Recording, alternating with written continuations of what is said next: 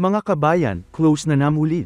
Balita ngayong April 18, 2026, Saturday pa naman biglang may tatlong insidente sa Persian Gulf na nagsasabi na baka nasira na naman ang ceasefire pagkatapos ng Operation Epic Fury.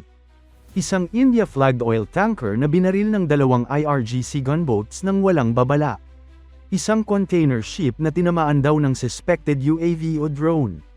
At isang cruise ship na may projectile na nahulog malapit lang sa kanya sa tubig, parang missile.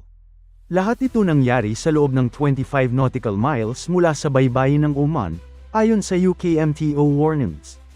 At kung iisipin niyo mga kabayan, hindi biro ang 25 nautical miles, sobrang lapit na nito sa coastal traffic lanes kung saan dumadaan ang napakaraming commercial vessels araw-araw. Ibig sabihin, hindi lang isolated incident ito kundi posibleng deliberate signaling na kaya nilang abutin kahit ang mga rutang itinuturing na relatively safe. Kapag ganito kalapit ang mga insidente, mas tumataas ang insurance premiums ng mga barko, at minsan nagiging dahilan pa ito para umiwas ang ibang shipping companies sa ruta. Kapag nangyari yon, domino effect na agad, delay sa delivery ng langis, pagtaas ng presyo, at dagdag pressure sa global supply chain. Una, balikan natin ang background para maintindihan nyo ng lubusan.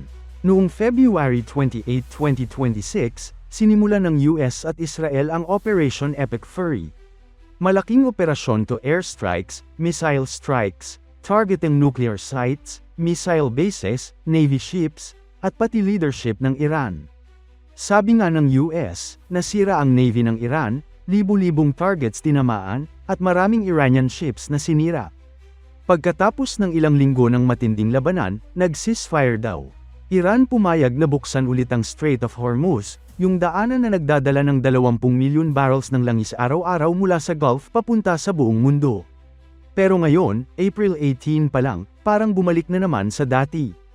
Ayon sa UKMTO, yung British Maritime Agency na nagmo-monitor ng dagat, may tatlong advisories sila ngayong araw, Warning 037-26 tungkol sa attack sa tanker, 038-26 sa container ship, at 039-26 sa suspicious activity malapit sa cruise ship. Lahat ito reported sa Persian Gulf area, malapit sa Oman. Unang insidente, India-flagged oil tanker. Dalawang IRGC gunboats daw ang biglang nagpaputok ng walang babala. Hindi naman nasira ng malala ang barko, at safe naman ang crew. Pero imagine nyo, peaceful tanker na nagdadala ng langis, biglang binaril. Bakit? Dahil ba sa galit pa rin sila sa US-Israel campaign? O gusto lang nilang ipakita na buhay pa rin ang kanilang asymmetric warfare, yung maliit pero nakakagambala na attacks gamit ang speedboats at drones? Pangalawa, container ship na nag-report ng impact mula sa suspected UAV o drone. Buti na lang, minimal damage lang daw. Walang nasaktan, pero nakakatakot pa rin. Sa gitna ng dagat, biglang may lumilipad na drone na tumama. Parang reminder na kahit nasira ang malalaking navy ships nila sa Operation Epic Fury, mayroon pa rin silang maliit na armas na pwedeng gamitin para guluhin ang commercial shipping. Pangatlo, cruise ship. Isang projectile daw ang nahulog malapit sa barko, parang missile kaysa drone. Splash lang sa tubig, pero nakakaalarma. Bakit nila tina-target pati cruise ships? Para ba takutin ang lahat ng nagdaan sa Gulf? Mga kabayan, ito ang tanong, nasira ba talaga ang Navy ng Iran? Sabi ng US pagkatapos ng Epic Fury, oo, maraming ships destroyed or damaged, air defenses down, missile capabilities degraded. Pero bakit may IRGC gunboats pa rin na nakakapagpaputok? Siguro dahil hindi lahat nasira. O baka remnants lang ng kanilang forces na nag-ooperate pa rin sa coastal areas. Ang IRGC kasi, yung Revolutionary Guard, sila ang elite force na loyal kay Supreme Leader dati, at sila ang may hawak ng asymmetric tactics small boats, mines, drones, missiles. Ngayon, tungkol sa ceasefire. Matapos ang Operation Epic Fury, nag-ceasefire nga. Iran pumayag buksan ang strait, US naman nag-blockade sa kanilang ports para mapilitan sila. Pero mukhang fragile talaga to. Ilang araw pa lang, o ilang linggo, biglang may attacks na naman. Parang sinasabi ng Iran, hindi pa tapos ang laban. O baka internal pressure sa loob ng Iran yung hardliners na ayaw sumuko kahit nasaktan na sila ng malala. Bakit importante to sa atin? Dahil sa ekonomiya. Ang Strait of Hormuz ay lifeline ng mundo para sa oil. Kung magsasara ulit, tataas ang presyo ng gasolina dito sa Pilipinas. Imagine nyo, diesel at gasolina na mataas na, lalo pang tataas. Mga OFW sa Middle East, lalo na sa UAE, Saudi, Qatar maaapektuhan din sila kung magkagulo. Patong-patong na rin ang presyo ng bilihin, tapos ganito pa. Sa pangyayaring ito, mukhang Iran ay gumagamit pa rin ng proxy-style attacks. Hindi na full-scale war, pero sapat para makagambala. Yung India flag tanker, halimbawa India ay malaking buyer ng oil, at may magandang relasyon sa Israel. Baka may political message doon. Yung cruise ship naman, parang sinasabi nila na walang safe zone. Ano ang posibleng susunod? Kung magpapatuloy ang ganitong incidents, malamang na magre-respond ang US at allies. Sabi nga ng ilang observers, baka kailangan na namang mag-bomb ulit ang US para mapanatili ang peace through strength. Si President Trump dati, strong stance niya laban sa Iran.